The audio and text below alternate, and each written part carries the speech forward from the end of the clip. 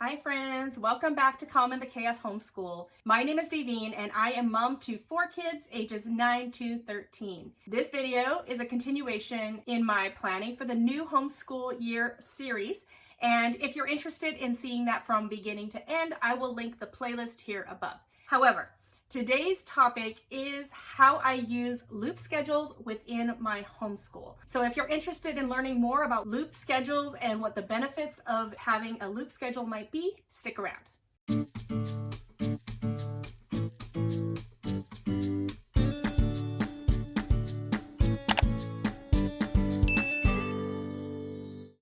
If you've been here a while, you will know that I don't plan very simply. I get a lot of curriculum and I really love planning. So I do a lot of planning for the new school year. So I just want you to know that if you do not plan the way I do, or if this does not resonate with you at all, that is totally fine. Everyone homeschools differently. Everyone has a different style. If you are the type of person who loves to create plans and likes to plan your homeschool, then you might be able to pick up some interesting tips or tricks from this.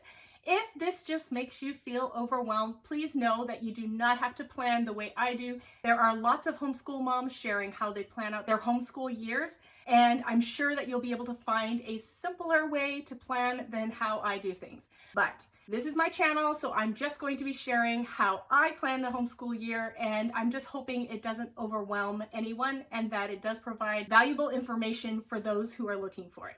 All right, so with the loop schedule, I use the loop schedule in 3 different areas of our homeschool. So the first one is our morning basket. In our morning basket, I generally will have, I would say 10 to 12 items that we do a loop through. So I'm going to show you on a piece of paper more what that looks like, but basically I use it for my morning basket. The second way I use a loop schedule is in our group subjects. So I will also show you an example of that on paper, but basically I will put all my group subjects in order in a loop and I go through the loop. And I'm going to talk more about what that looks like and the benefits of that as we go through the video. The third way that I use loop schedules is actually in my students' independent work. So if you watched my video about how I set up my students' independent checklist, I will link that here if you're interested in seeing that. But I have mentioned in there that I use a loop schedule in my students' independent subjects as well. So I'm going to show you in this video how I do that as well. So if you're interested in seeing all of that in a little more detail, do stick around. I'm going to turn the camera around so that I can write things down and just show you a little more specifically on how I use loop schedules in those 3 areas of my homeschool. All right, so let's get down to the nuts and bolts of this. So let's first talk about the morning basket. Essentially, I have the morning basket, I have group subjects, and then I have independent subjects. And basically, I slot these loops into different parts of my week. And I'm going to be making a video talking about my weekly homeschool schedule or my weekly homeschool routines. So I'm going to be talking about that in a future video. But for now, within certain time slots, I do these loops. So my morning basket time, I usually start with a Bible. And I often am rotating between 2 different curriculums or 2 different Bible curriculums. Not always. Sometimes we have just one going, but sometimes we have 2. And this, we might just decide to do it, one of them Monday, Wednesday, and the other Tuesday, Thursday. So sometimes I'll choose to do it like on an alternating day schedule, and other times I will do a loop within a loop. Anyways, I will always start with Bible with my morning basket. Then within my morning basket, I usually have quite a few different things. So generally in my morning basket, I will have different categories of things. And so I will have Bible and I always start with that. And then within my morning basket, I might have something that is like a folk tale or a fairy tale or something like that. So I might have a book, let's pretend I have Greek myths book. And then I might have something that's nature lore. So I always like the Among the Blank People. So let's pretend I have one of those. And then I might have my language. And in this case, it's usually Mandarin Chinese. Then I might be doing something, I like to have a category that's like civics, government, or finance. So let's pretend I'm going to be doing the Tuttle Twins. Not sure exactly, that covers a lot of different things. And so I'll have a Tuttle Twins book. Then I'm gonna have maybe a poetry. Right now we're doing how to eat a poem and a music appreciation. So maybe we're learning, this last bit we were learning about Mozart. So along with that we have art appreciation or an art study, and we were doing Homer. And then we might have a handicraft, and we were doing Paper Sloyd. And so that would be, I would say, a full morning basket. So Bible I do every day. So I would do that daily at the very beginning of my morning basket. So it's not necessarily part of the loop. It's just something I start with, other than I might be alternating Monday, maybe Monday, Wednesday, I do one Bible, Tuesday, Thursday, I might do another Bible, or I might do the same one every day. Then after that, I might do these other things in a loop. So what that means is I have about 45 minutes a day, or maybe I have 3 45-minute sessions throughout my week that we do morning basket. And so we would start with Bible, and then we would start going through the loop. So maybe that day we would do Bible, and then I would have time to read this Greek myths book, and then I might have time to do Among the Blank People, and then the next thing might be Mandarin Chinese. So I might be able to do 3 or 4 things that day. It just depends on how much time we have. Another thing I do within my loop is I try to alternate the different types of things.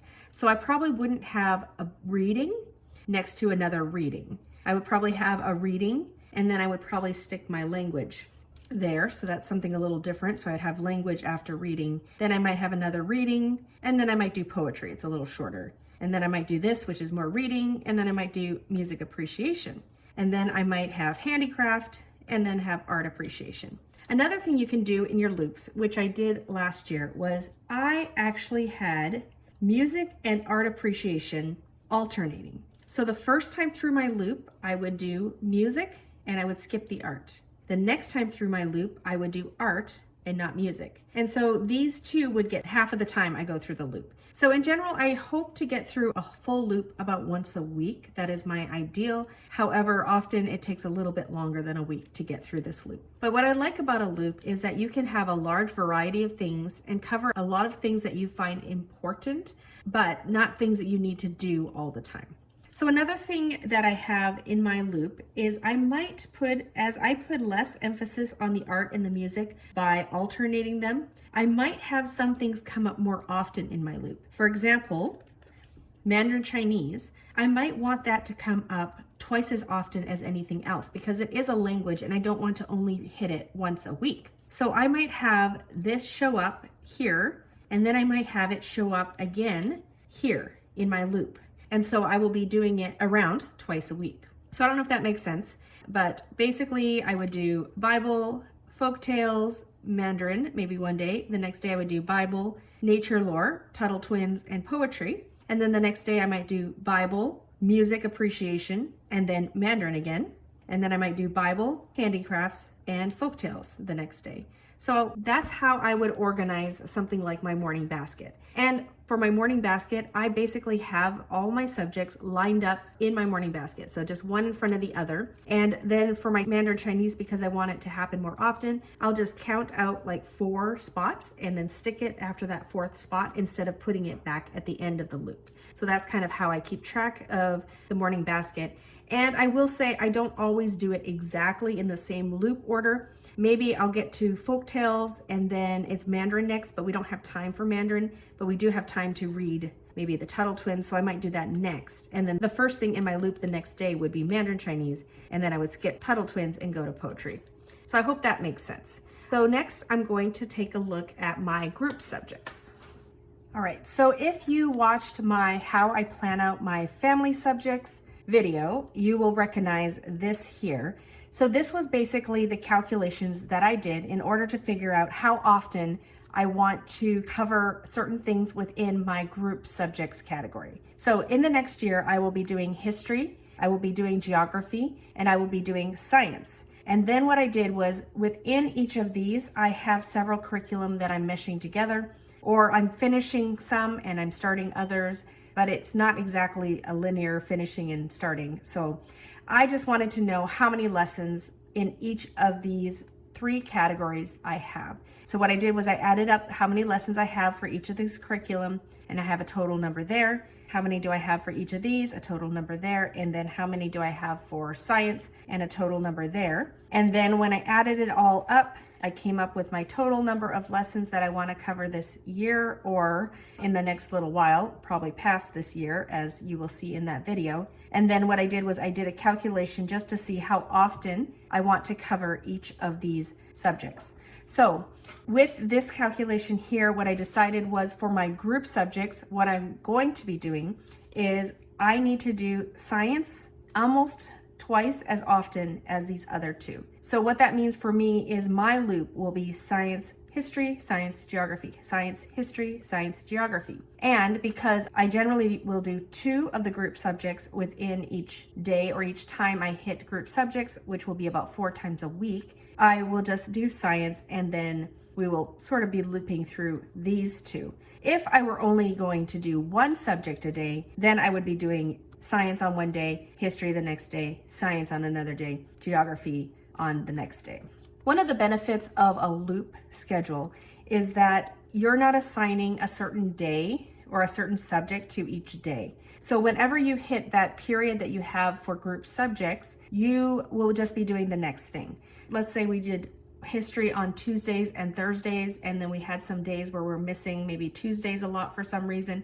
Then we'd be missing a lot of history and only be doing science and geography on the other 2 days. But if you do a loop, it doesn't matter if you miss a Tuesday. Let's say you did science and geography on Monday and then you missed Tuesday. The next time you do group subjects, you would just do science and history. So it doesn't matter that it's a Wednesday, it would just be the next thing that you do.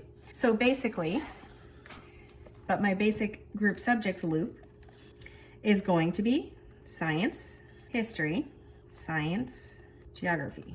So you can see in that way you can weight certain things a certain amount. So let's say I wanted to do more history, I could just do another history here. If I said, oh, I want to do more history than geography, I could do this, and this could be my loop. I could do science, history, science, geography, history, science, geography, history. So really you can customize your loop as much as you want. You can hit certain subjects as often as you want. All right, so the next one that I'm going to talk about is my students' independent work loops.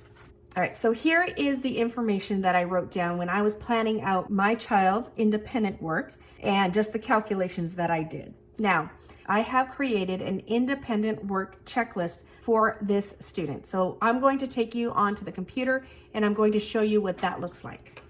All right, so here is this particular student's checklist. So I decided that she's going to be doing teaching textbooks 4 times a week. She's going to be doing some math mammoth 4 times a week. We're going to do IEW together 3 times a week. And then the rest of these, I've decided she's going to do in a loop. So all her other subjects are going to be put into a loop schedule. So let's take a look at the things that she's doing and what we're going to be putting into this loop schedule. All right, so we have covered teaching textbooks. Now, easy grammar. You have not seen that on the checklist. You have not seen word roots. You have not seen wordly wise. You have not seen handwriting. You have not seen her big life journal. You have not seen artistic pursuits. You have not seen her Chinese made easy. And here are 2 other things that I do with her. You have not seen the personal project, and you have not seen written narration. So I'm going to show you how I put all of these things into a loop for this student. All right, so here we are at this specific child's loop, and I'm just going to scroll down to the bottom and show you what it looks like down here. So I have put all the things that she does on this loop, all the other things that we don't have scheduled for a certain number of times a week. So I have easy grammar, personal project, handwriting, word roots, Chinese, written narration, wordly wise, art, big life journal, and me academy. And then actually, if you look down here, it's just all of those same things again. So I just did that so it's easy for me to cut and paste to the top part of this, and I'll just show you how that works in a minute. But basically, these are all the other things she does, and she's going to be doing these on a loop on that daily checklist. So let's go back there. Here's her daily checklist. She's going to be completing those things on that loop. So I'm going to show you what it looks like when I print it off. But basically, I will just take these, I will double it up, I will copy, and I will paste it up here. And I'm going to show you the print off that I get when I print this off.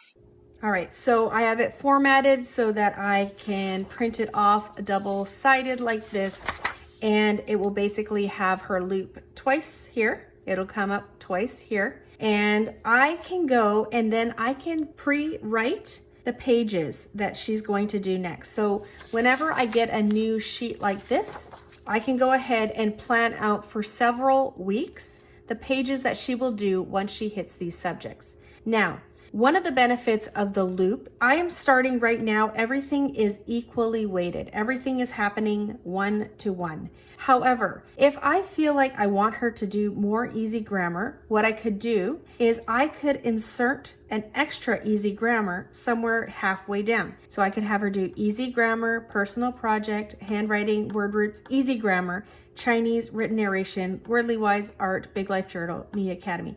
So I could insert that an extra time in the loop if I wanted her to do that more often. Or if I only wanted her to do big life journal every 2 loops, I could just schedule that at the bottom here. So she'd go through everything twice and then she'd do big life journal. So one of the benefits of the loop is that you can adapt how often they do different things while not exactly having to schedule everything like 4 times a week or 3 times a week or 1 time a week. It can just be kind of more fluid in you're just hitting these things just in a loop. And I usually do adjust it throughout the year. If I feel like we need to do more of something or less of something, I will weigh these things differently, but I'm starting out the year weighing these things all equally, and we'll just see how things go throughout the year. So let me show you what that looks like when I put it on my students' checklist.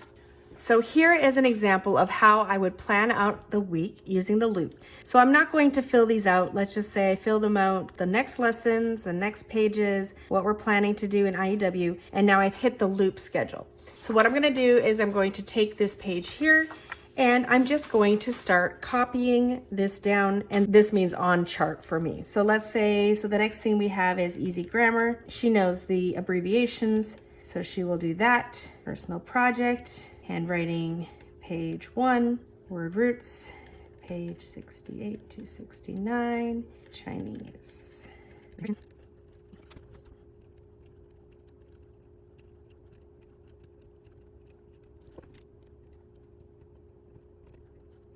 All right, so I have planned out her week and I have basically gotten to here.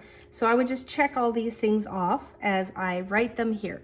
So now what's funny is it actually happens to line up that everything is twice a week, but that doesn't usually happen. It's not usually that even. And so what I can do with a loop schedule is I can very easily adjust the amount of work that we do each week. Let's say we have a busier week, maybe we have a day off.